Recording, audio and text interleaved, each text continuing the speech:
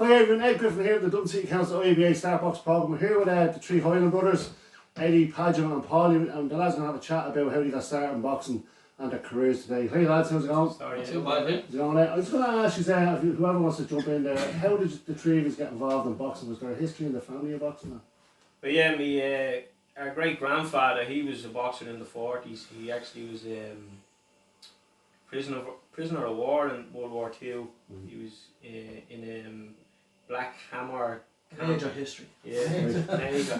Black Hammer. He was captured at Black Hammer. He was in Black Hammer concentration camp. It wasn't the Black Hammer. It's sub concentration camp from Auschwitz. It was. Yeah, and in the camp then he was because he could box. He then started training the British team and that's how that occurred. So then he came home and he lived in the Liberties. I think it was Trees' Gardens they were in at the time, and so I think they set up or helped out set up Dunor Boxing Club at the time. Right. So then we had our great uncles obviously in there with his sons fighting. Yeah.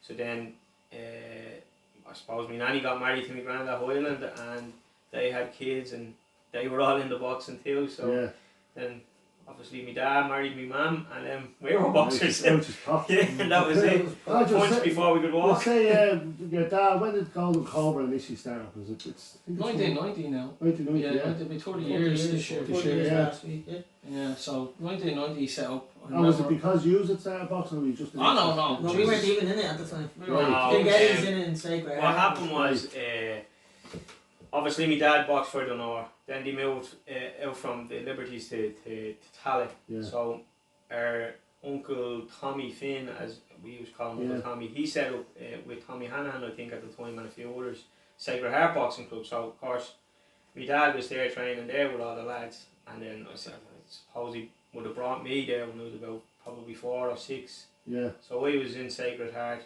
Until when they were 5 then. Yeah, that's what I was about to say. Jumping from 5 to 6. So we'll say Golden Cobra got going. Anyhow, so my dad just he stopped. Obviously, he wanted to start his own club, him and Jozza. Yeah, because Tom was getting big at that stage as well. Yeah, so the 3rd of June 1990, he established Golden Cobra Boxing Club with John Farrell, Jozza as we know, and my Auntie Marie. Right, and it was quite successful from the start, lads. If it's won an Irish title nearly every year or something. Yeah, every year I think he pulled one in. I think from 1990 to 2015, obviously when my dad died, he had 52 Irish titles in it. Yeah, it's something else, And we'll say we start with yourself, Paulie, the three of you. What age would have you been when you started boxing, like in a series sort of? I remember Hyland and Jozza to bring me up, remember?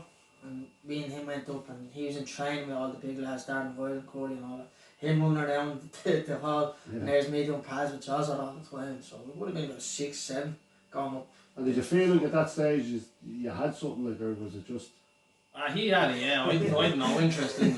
Did you know interest? Running around, what are you doing? He was very good from the start, like, and he was good as well from, like, he was up there, like, and then I just wanted to play football all the time. Do you think that was in you? Like, and my dad goes, "You're a fucking boxer and a footballer, right?" I said, I'm pretty good at football. And come here, we'll say you're the eldest dad, aren't you? Yeah.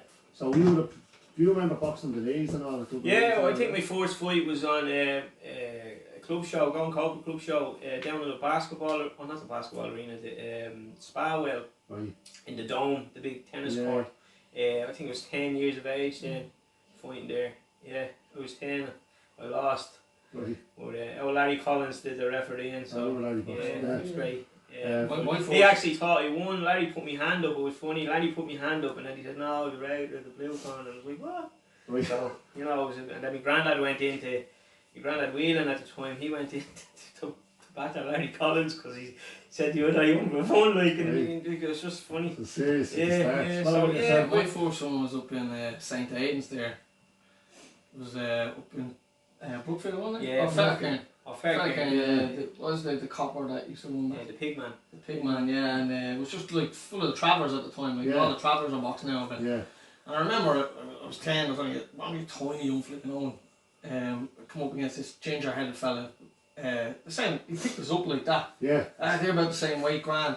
So then we're here moving around and I was getting warmed up and stuff like that. And then I was told, I was 10, and then I was told your man was 14.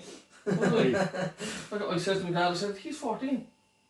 Yeah, my dad says to me, do you want to fight or do you want to go home? I said, I want to fight. He goes, alright. So I went in the first round, your man battered me.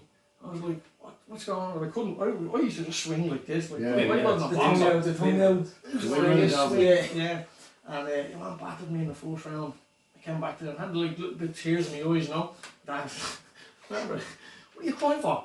And he goes, you want to do this boxing, don't you? I said, no, I want to play football. And he's like, well, you better not let him batter you out there, right? So the next 2 rounds, I went down, I went all out, and I thought I won the fight, but I got it.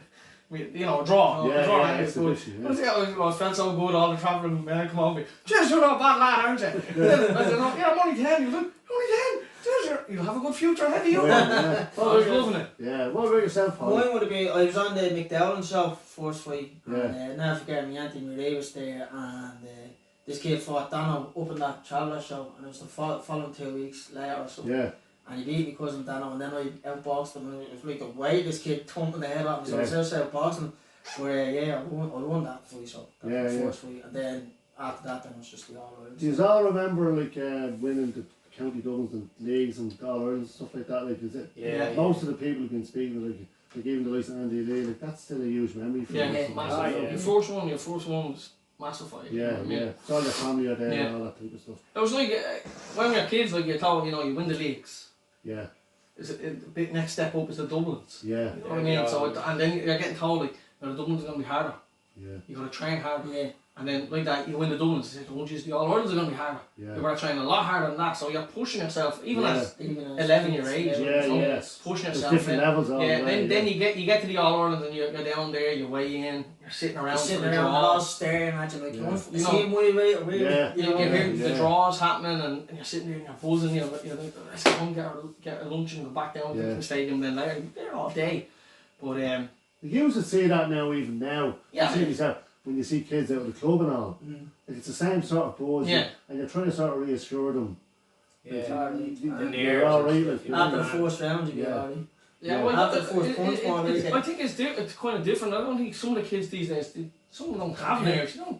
They just Yeah. Do you Yeah, think well, with social media too well up and yeah, I think so. Oh, It was like because kids were talking about fighting, like the likes of Jamie when he was saying he was fighting in the Dublin. He said, "I know this fella. I've watched him on Yeah. Instagram or he's Yeah. messaged me and all and this." I'm Yeah. like, what? Yeah, it's a totally different Like world. back then, isn't it? we wouldn't even know, like Yeah. you know. Two arms, You're two fighting legs. him, you get in there and fight. Yeah. Or you'd watch him. Yeah, or You know, might watch after it the All before, Irelands, you watch it before or Yeah. after. You know what I mean? or It's another another show and say, well, Yeah. you might even, you might just know he's a southpaw or all Yeah. that really. That's Yeah. essentially that'd be If it. you were lucky. If you're lucky, like, yeah. Yeah, But like you seem now to know just everything, like. about Everything, it. everyone knows everything now. It's Do you think that's a good or a bad thing? I think it's I agree that it's good, because it's good for coaches as well to see it. You know what I mean? You can have a look and an idea with the kid. Yeah. Like, I wouldn't be familiar with all the fighters down in the Yeah. stadium at the minute or anything like that.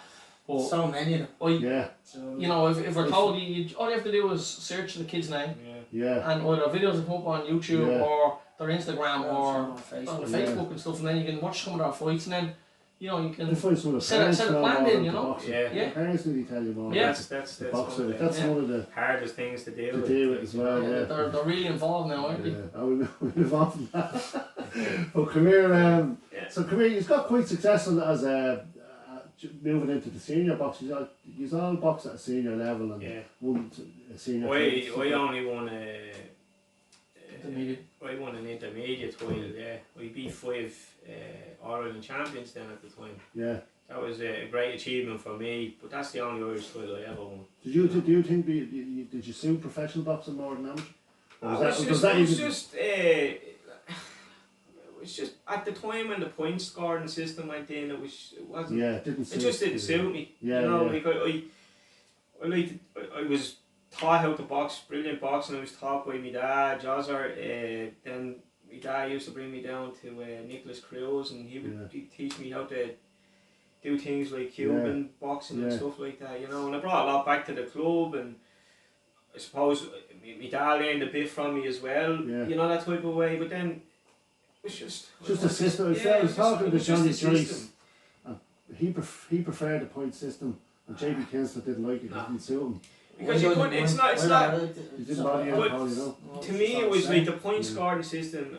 You weren't seeing boxing, or like you were seeing boxing, but you weren't seeing fights. You were seeing boxing. You were seeing tip tapping and moving around, and a fella winning by 33 to nil. Like, you know, that was just ridiculous. Yeah. You know? Like there's two kids in there. One is throwing hell for leather, and the other one is picking them off. But the one throwing hell for leather is not getting anything. But they're probably just working with the system that they're having fun. That's what it was. You know, back then. How did you find it, Pajo? As a senior boxer? Yeah, seniors, I got beaten in the semi-finals twice. One year was with Damien McKenna, and I remember I think he was 10 years older than me. Yeah, he was brilliant, he was. And I remember the first round was 3-all, 6-all, 9-all. You know, because remember he come up and he run up and tell you in the corner and all that. Come on, so 9-all, last round, setting the ropes, two hit me 2 shots, and it's like, come on. Tried to chase him then. Yeah, that was he beat me and you know, and I was like, you know, well, looking back then, I was used as a sparring partner with the Irish team. To go over. I was helping Damien then training. They were going to the World Championships. I think we were down in Limerick University. But like that, like I'm saying, I watched him as a kid, like. And then I'm in the semi-finals, the seniors with him. And he beat me by 2 points, like, so I still felt grand after, like, you know what I mean? Like, it was great. It was great. Like he was one of the top dogs. Like. Has been one of the top. And then I was like saying, I was only looking back there lately. Like he held that 54 kilo for like 10 years or something. It's savage. It was savage. Where, Paulie, what about yourself as a senior boxer? You were quite successful. Yeah, I got beaten the first ever title by JP Kinsler. Thanks, JP. Sorry for that. Yeah. No, it was a learning experience for me as well, because I only came out of the juniors and my dad goes, right, these are going into the seniors, they want to go in. So we went in. Now I never entered into the intermediates or under 21s because I got to the final at the seniors. But 7-all going into the last round, and he beat me 10-7. I know for a fact I won that last round, by the way. It's only because the World Championships as well was on that year. It was very hard. But not making excuses. Didn't make excuses, I won. But no, that's the first one I only got beaten in from the age of 11 upwards, and the following year I went in and I won the seniors. Yeah, and where did you, after we'd say that victory in the seniors, did it take us much long? What was the impetus of going professional, the three of you?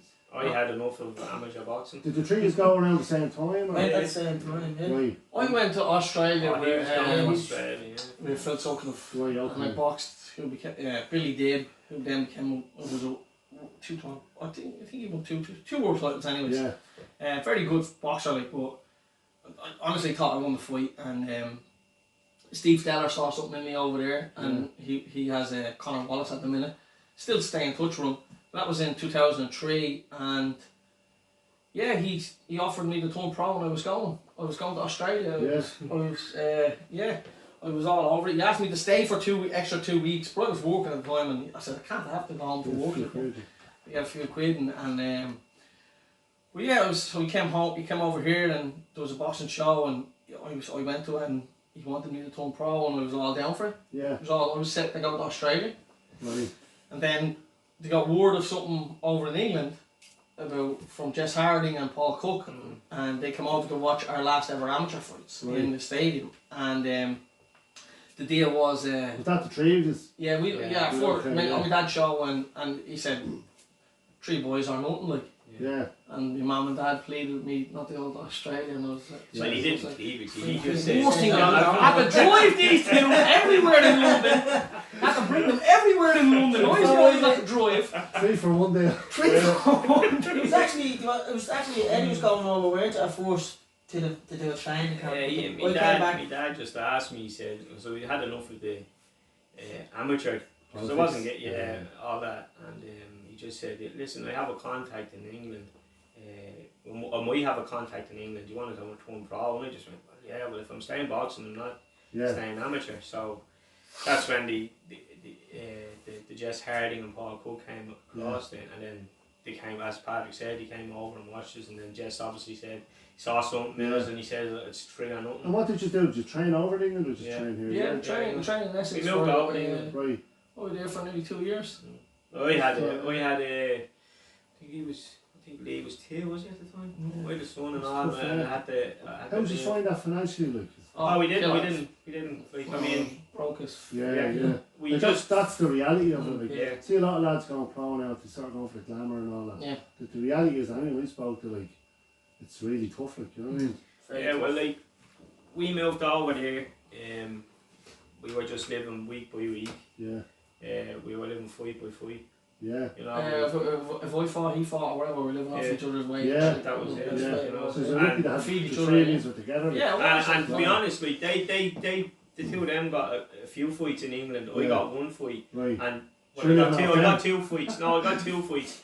The second fight I shouldn't have took. I was asked not to take it, but I had to take it because Yeah. we had no money. Yeah. I was dying sick of travel from London all the way down to Liverpool. Yeah. I got beat. You know, it didn't really. I was heartbroken. Car like, broke down. heartbroken. So on his own, like. And then Yeah. I was. That was it. Then after that, I was giving up. Like, you know, it was just. And what was the turning point? Why did you keep? My dad brought us back We home. came back home. Right, was that it? Yeah. Yeah. We bought out of our contract in England. I think we like for my fight in Liverpool, I got $2,000 for it.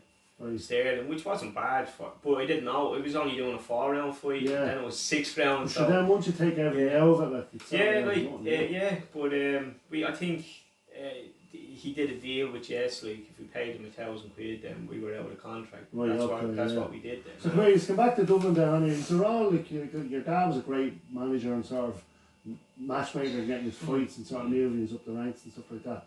Like, he's all won Irish professional titles at the same time. Well, not at the same time, I mean, he's all held Same, them yeah, at the same time. Yeah. So, Same here. Yeah, so come here, can you tell us about the Irish title, the professional title? Were they all of these on the one card again, or No. to sell it, or The what? first card was myself and Edward. Yeah. Right, He fought Kevin O'Hara, I fought Paul Griffin. right. Paulie boxed on the card. I remember that fight, there was a big hype about that fight, Yeah. wasn't it, at the time? Yeah, man, I was shit myself coming up with that fight. Yeah, I remember that, yeah.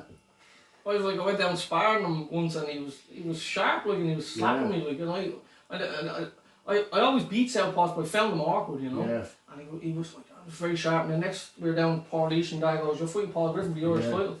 I'm like, what? he's such a talent, like, as an Yeah, amateur, he was- wasn't He actually, my dad Yeah. put on like that. Like, we made history with the 3 of us having the Irish titles, and no other brothers have done it yet. Yeah, My dad also made history when he put on the first Yeah. Pro-Am show Go-on in shows, yeah. in Ireland too. yeah. So, and he had Paul Griffin on that as well. I think he had Katie Taylor Katie as Taylor well. as well, Like, yeah. Was that when, No, it was in the Stadium. stadium. Stadium, Yeah, he yeah. had, I think he had 2 or 3, wasn't it? No, 2 Pro-Ams, was it? I think so. Yeah. Yeah, and then it was your that one there. Yeah. In the stadium. Like, I know we had different shows, Yeah. but then, So yeah, Paul, different shows. who did you box? Was it Mark Mark Callahan? Callahan, Yeah. that was What on the undercard Jamie Moore's fight as well in the Right, yeah. basketball arena. Yeah. It was a different card than them two. They didn't fight in it. It was not, no. And come here, what was that like boxing in Tala like? On that one, I think I done 6 rounds. Would have been Right. used to. What was that like to box in Tala like? Oh, it was great. It was great. It was a bit weird fighting in that basketball arena, but it was great. It was in Yeah. best shape in my life going into that fight, and yeah, I just outboxed them and beat Yeah. them well on it. So come here, we're moving on then. Like you won you boxed Oisin Fagan and you won a IBF international title, wasn't it, or something like that. And that was quite a tough fight. It was a good fight. Yeah. So Oisin tells me. Yeah, That no, was it in the was. basketball Yeah, arena. yeah. Basketball arena. I was never one for making weight great. Right, So I was like picked Story up that off one. Yeah. picked up off the floor 4 times for that making Yeah. that weight. And I think when Oisin weighed in, and Oisin at the time was being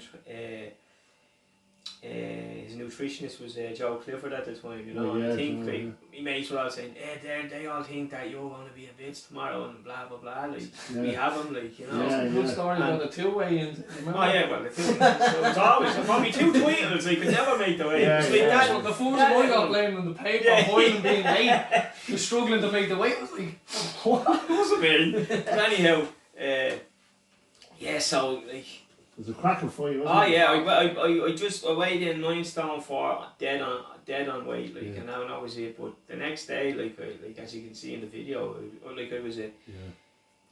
I'm not gonna say what I was. What I Eleven was stone. like, no, but I mean, like the day of the weigh-in, Yeah. through all that day, like we had to do an interview in Southampton, and right, it was yeah. just so Drained, gaunt like, and We got everything. out of the And car. I'm talking. And upstairs there's a Southampton. Yeah, We get out of the car, and next minute we start walking upstairs. His legs cramp. yeah. I'm like, It was Day the- out the fight. Yeah. Yeah. No, the day before, Oh, the because day it was out the. before, right. No, Yeah. after He's one an draining age himself. Yeah, off. after, yeah, Yeah. so like, it was just dehydrated. There wasn't enough. So we're talking on Southampton.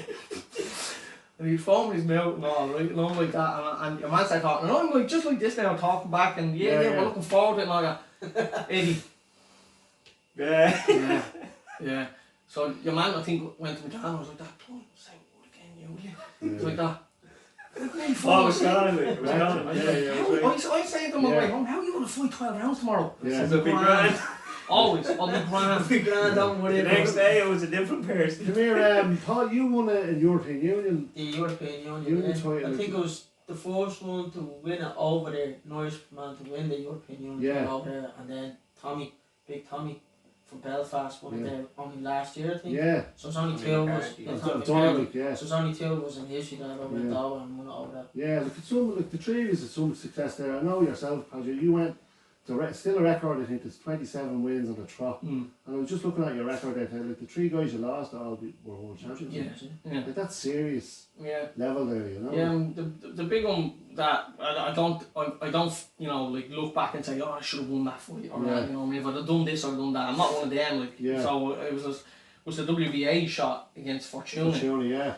Like when I watched it back the next day and all, like I just didn't do enough. Yeah. But it goes to it's all down to experience and stuff. Like when you're at that level, Yeah. like I was in there against. I actually remember the fight getting announced. I asked about the fight, so we were watching. I was living in New York, Yeah. so it was Friday night. Tuesday night fights were on, and we were watching sitting down, and it was Javier Fortuna versus Orlando Cruz. Orlando Cruz, 2-time world champion. Yeah. So we're sitting there in my apartment having a few beers, just watching the fights. I wasn't in training at the time, so Right.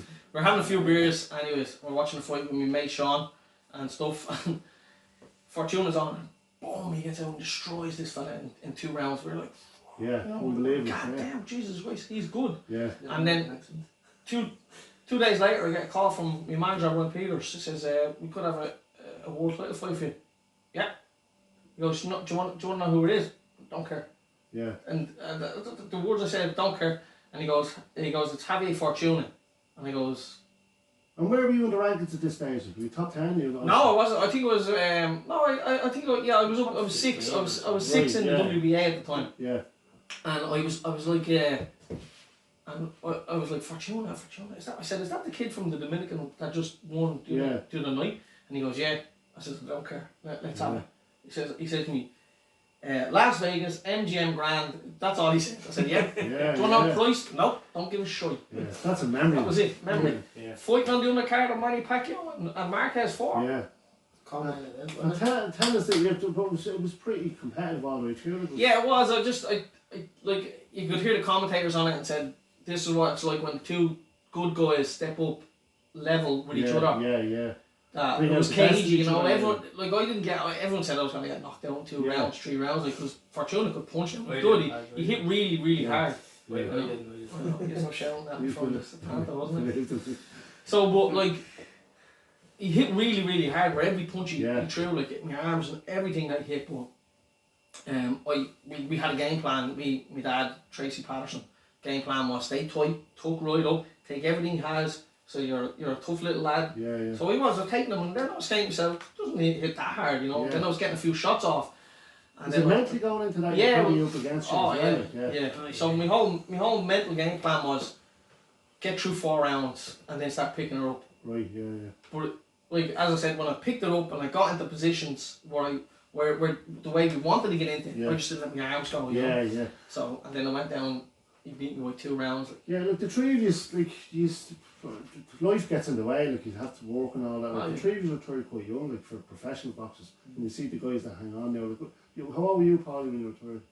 40. Like, pretty young, like, isn't Yeah. it?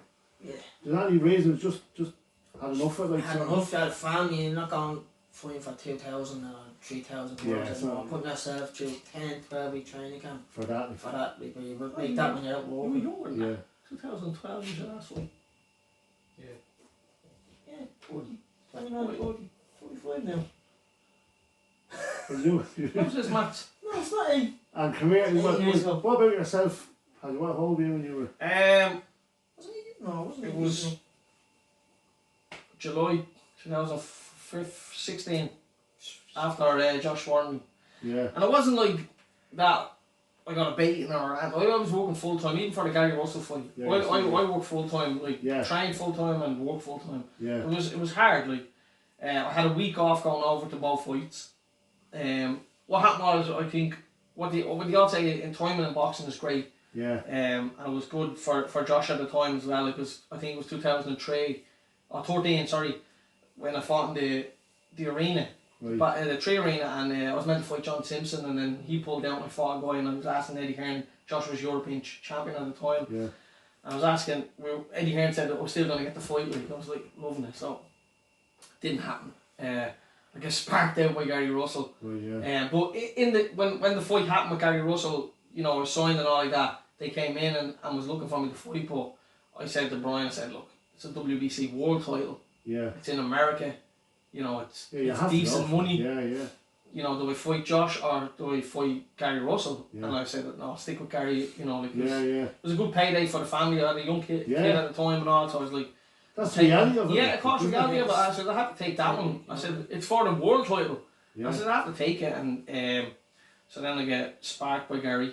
yeah, but he's exceptional. He was, yeah, very, like, listen, John O'Carroll was fast, and he was my sparring partner, Yeah.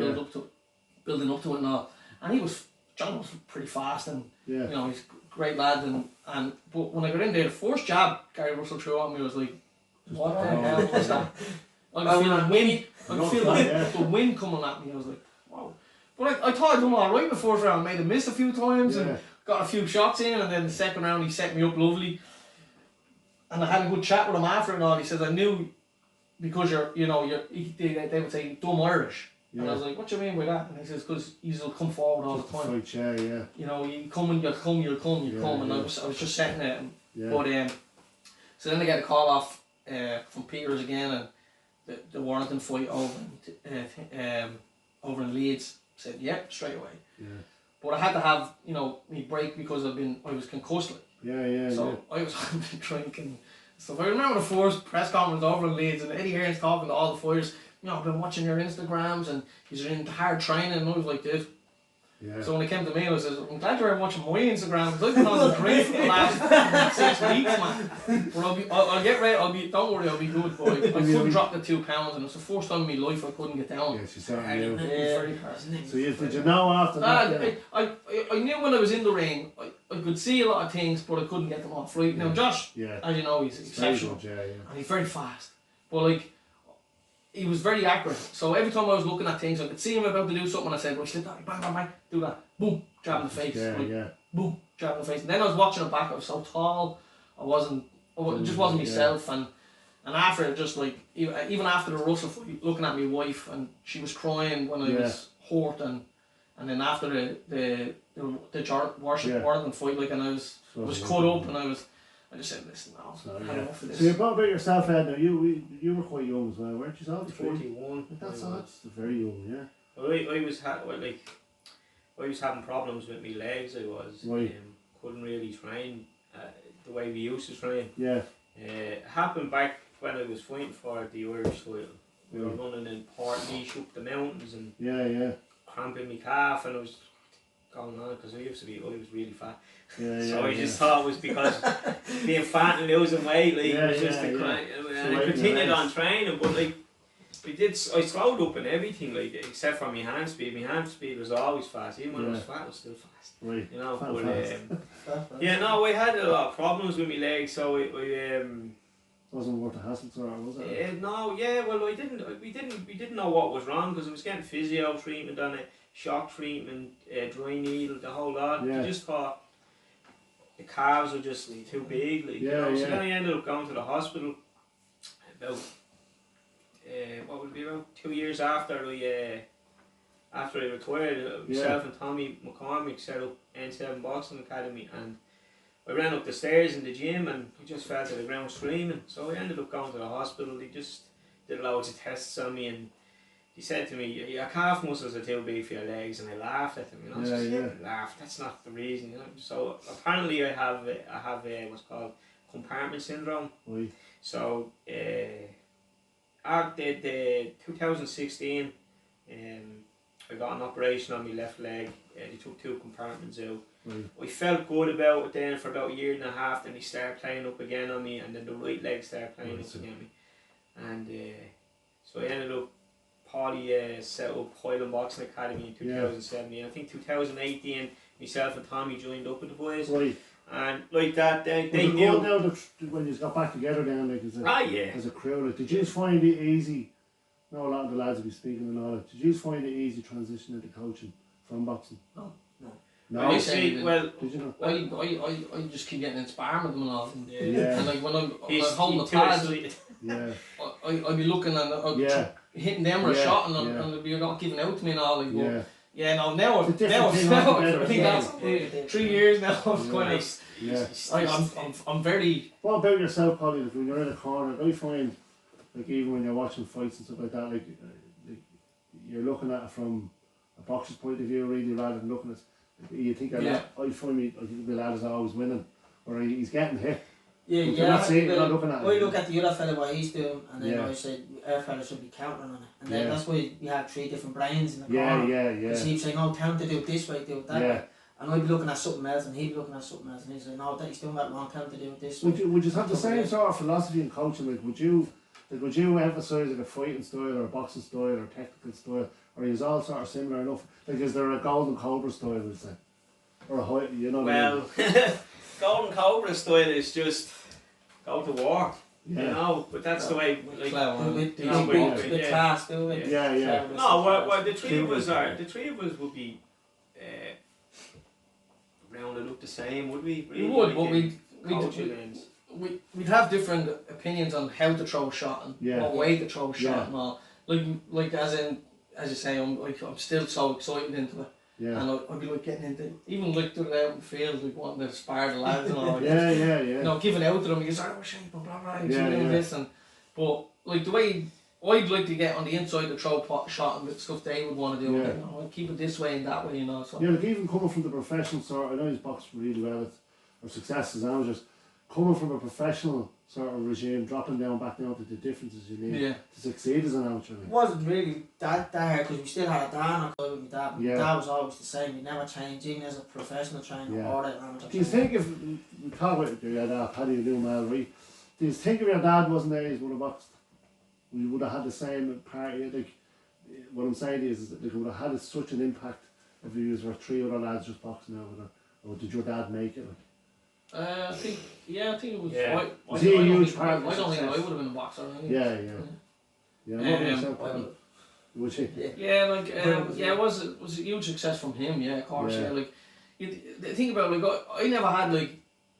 He was very strict on us as well, like for boxing, you know. So I never had a lads' holiday. You know what I mean? Like, all the mates, none of us had a lads' holiday or anything like that. It was like, no. But did you ever resent that at all, or were you happy enough just to go along with it? No, just it wasn't that normal life. We didn't know. Yeah. You know, we didn't know anything else. Like, we do say to our mates, like, they were out drinking with their dads and all that, and we'd be like, Jesus, would have loved to do that with my dad. Instead he's bashing me to get me out training, like, you know. It's like, I'm married with 2 kids, like, and like, I'm getting phone calls, "Where are you?" It's like, "What do you mean, I'm in my house?" "Yeah, get around here, you need to go training." And I'm like, "Oh, Jesus, I have to go." And Julie's like, "What do you mean you have to go? I'm having a dinner." No, he's not the same, you know, so I go on and do something like that. But I was saying, even a few of the lads I was talking to there, like, I know, like, even the lads hit 16, 17, like, that's the age they go away, like, when there's other stuff coming out of their life.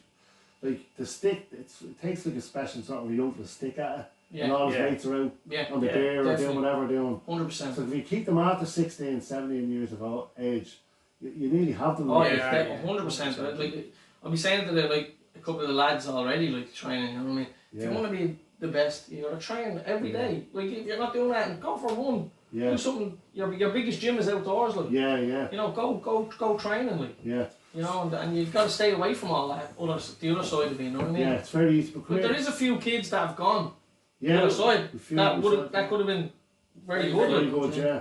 And it's you to see them and it's sort of it's a shame because you know what you could have done. Yeah. You know what I mean? But like, there's probably a million stories like that. Millions. Sure, most of our friends that we grew up with, probably half of them are dead from drugs and whatever else, and other half probably locked up. Like, you know. That's the beauty of like boxing. that. Yeah, like growing up in Jonestown in the 90s, like it was. Yeah. It was hard, like to stay out from cars and stuff. Yeah, like the boys would go, like, even them, even that, like, like, lads, like the boys would have a rob car and he'd be like, you're getting in. Yeah. Like, nope. It's not. Why not? Yeah. So like what you were saying, my dad be behind a big bush, you just Yeah. jump out and go, Yeah. what are you doing? Like, you know, like, nope. Most of the youngsters, they're known for, like, most of the youngsters, well, now, they're not bad kids. It's just there's nothing to do at the time. Yeah. And like boxing, because it's so like You need that guidance as well. a you cheap know? sport to get into. Yeah.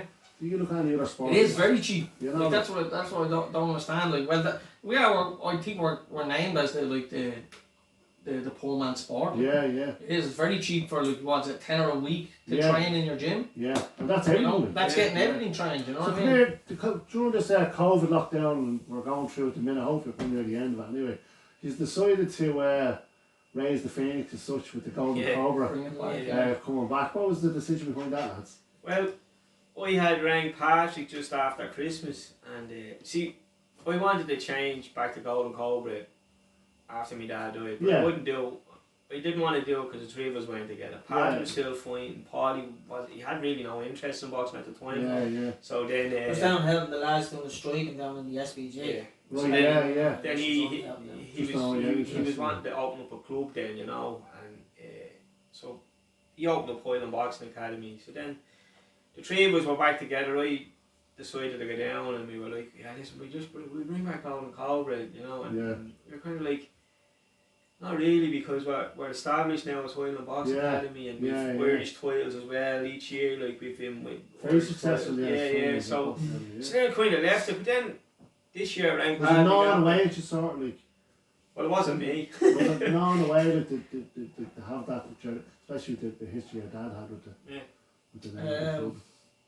No, we just like we're training. Like if you won at, we won at. Like, there was nothing about, you know, keep the record going. Oh no, don't be that. I just mean like when you decided to bring the name back, was there sort of a sense of coming full circle? Like? Yeah, but it was his 40th anniversary as well. You know what I mean? We had my uncle Paul down training with us now. That helped us train. That's my dad's cousin Daniel. my cousin Daniel. And Carl then as well. Yeah. So there's a right spine of history. It's literally a Golden Cobra history there. They're coaching them. So what I said, like, I rang Patrick at Christmas time, and I said, Pajo, this year it's 30-year anniversary of Golden Cobra. I said, I think we should bring it back. Yeah. You know, and he was like, yeah, it sounds good, like 30-year anniversary to read, you know, Rise of the Cobra again, and you know, so we all we have a group, message group together, you know, so we put it out there, and we're all like, yeah, this is the right time. Yeah, great stuff. Yeah, well, the tracks look well, innit? Yeah. It's funny, like, because like his Legion, the leading tracks. and it's the very old, very first Christmas. Yeah, that's the first. Oh Christmas, very good. Yeah. So what I was saying it to the boys as well. I said it's funny that this date, like the 3rd of June, because my dad opened the club in 1990. He died in 2015 on the 3rd of June. My son Lennon was born 2016 on the 3rd of June, and now 2020 is 5 years dead. Yeah. 40 years. It's the 30-year anniversary, and we're back now. You know? So come here. We probably hope we'll be back boxing now in the next month or two. Anyway, have you any words, maybe, lads, for there's a lot of kids out there like, still in lockdown with not a lot to do like on their own. Have any words, sort of positive encouragement to say how to keep focused? Yeah, just like as I said, the outside is your biggest gym. You know, do hang out trees, do your pull-ups and stuff, go and running every day. Just pick up, just keep working on practice on stuff that you need to be doing, that you think that you need to be better at. practice in front of a mirror. Yeah, shadow box Do in anything. the house, front of the mirror. Yeah. Right, come here, lads. Thanks very much for that. Thanks Thanks a lot. Cheers, Ed. Thanks for talking. Thanks. I'll see you next week for another interview, guys. Thanks.